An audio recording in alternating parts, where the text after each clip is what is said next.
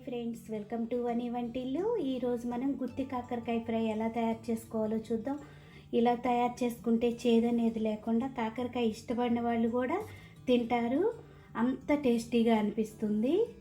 ఇట్లా 1/2 కేజీ కాకరకాయలు తీసుకోండి.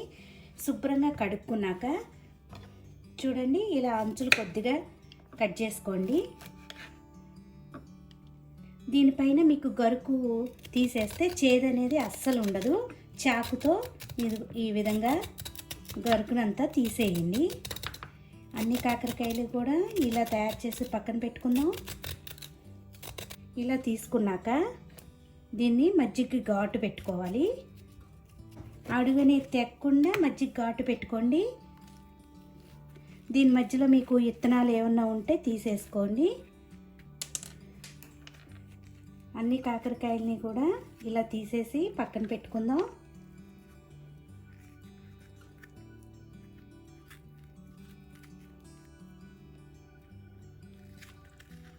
చూడండి, ఇలా వచ్చేసింది కదా.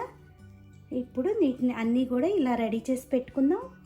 ఇలా అన్నీ రెడీ చేసుకున్న కాకరకాయలను తీసుకోండి. ఇప్పుడు దీనికి ఉప్పు పైన మధ్యలో కూడా ఉప్పు, ఒక గిన్నెలో 1 స్పూన్ ఉప్పు వేసుకోండి. ఇట్లా ఉప్పుని రాసి లోపల కూడా రాస్తే మనకి చేదనేది ఏముండదు.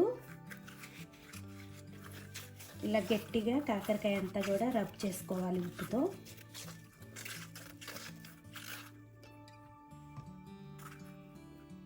అన్ని కాకరకాయలకి ఇలా ఉప్పుని రాసుకుందాం.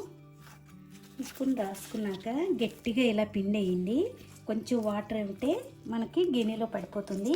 ఇట్లా చేసుకుంటే అస్సలు కాకరకాయ అస్సలు చేదనేది లేకుండా అందరూ కూడా తినగలుగుతారు. కాకరకాయ ఇష్టం లేని వాళ్ళు కూడా చేదు లేకపోతే తింటారు. చూడండి, ఈ విధంగా కాకరకాయలన్నీ కూడా గట్టిగా పిండి ఓ ప్లేట్లో పక్కన పెట్టుకోండి.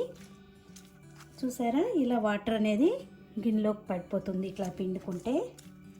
ఇలా రెడీ అయిన కాకరకాయల్ని ఇప్పుడు పక్కన పెట్టుకుని స్టవ్ ఆన్ చేసి పెట్టుకోండి. దానిలో 2-3 స్పూన్ల ఆయిల్ వేసుకోండి. ఆయిల్ వేడయ్యాక ఈ కాకరకాయలు వేసి వేయించుకోవాలి. ఇలా ఒక్కొక్క కాకరకాయని వేసి వేయించుకుందాం.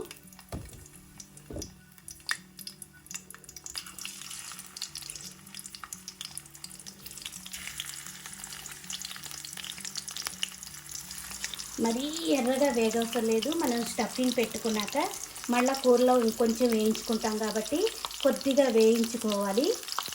ఇలా తిప్పుకుంటూ వేయించుకుంటే అన్ని వైపులా కూడా మనకు వేగిపోతాయి.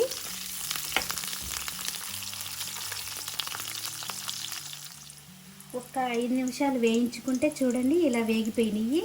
ఇలా వేగిన వాటిని మనం ఇప్పుడు ప్లేట్లో తీసుకుని పక్కన పెట్టుకుందాం.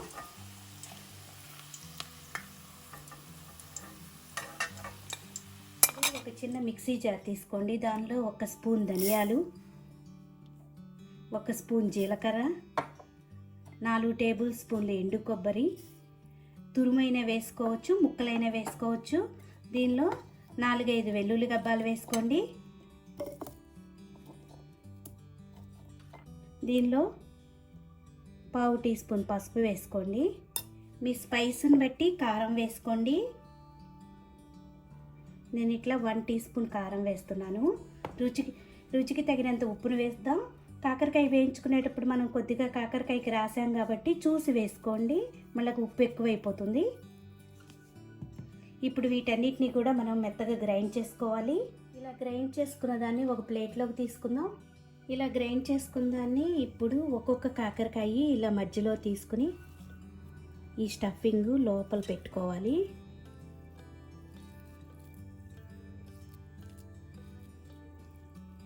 అన్ని కాకరకాయలు కూడా ఇలా పెట్టుకుని పక్కన పెట్టుకుందాం. అన్ని కాకరకాయలు రెడీ అయ్యాక ఇప్పుడు స్టవ్ ఆన్ చేసుకోండి. మనం ఇందాక కాకరకాయ వేయించుకున్న ఆయిల్ సరిపోతుంది. వేరే ఆయిల్ ఏమీ వేసుకోవసరం లేదు. చూసారు కదా, ఆయిల్ ఉంది కదా, అదే ఆయిల్తో ఇప్పుడు మనం కూర ప్రిపేర్ చేసుకుందాం.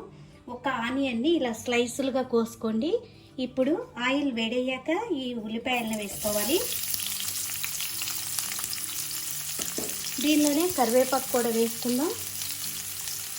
ఉల్లిపాయల్లో ఎక్కువ ఉప్పు వేసుకోకండి, మనకు కాకరకాయలు వేసేసుకున్నాం కదా. కొద్దిగా ఉల్లిపాయ చప్పదనం అనేది లేకుండా ఉండటానికి కొద్దిగా ఉప్పును వేసుకుందాం. ఉల్లిపాయని ఇప్పుడు వేగనివ్వాలి.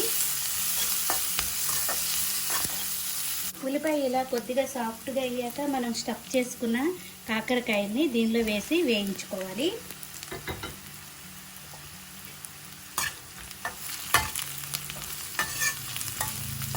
ఇలా 4 నిమిషాలు వేయించుకుంటే మనకి కాకరకాయ ఇంకాస్త వేగింది, ఆనియన్ కూడా వేగిపోయింది కదా, ఉల్లిపాయ కూడా. ఇప్పుడు స్టవ్ ఆఫ్ చేసుకుని దీన్ని సర్వింగ్ బౌల్లోకి తీసుకుందాం. కాకరకాయ ఫ్రై రెడీ అయిపోయింది.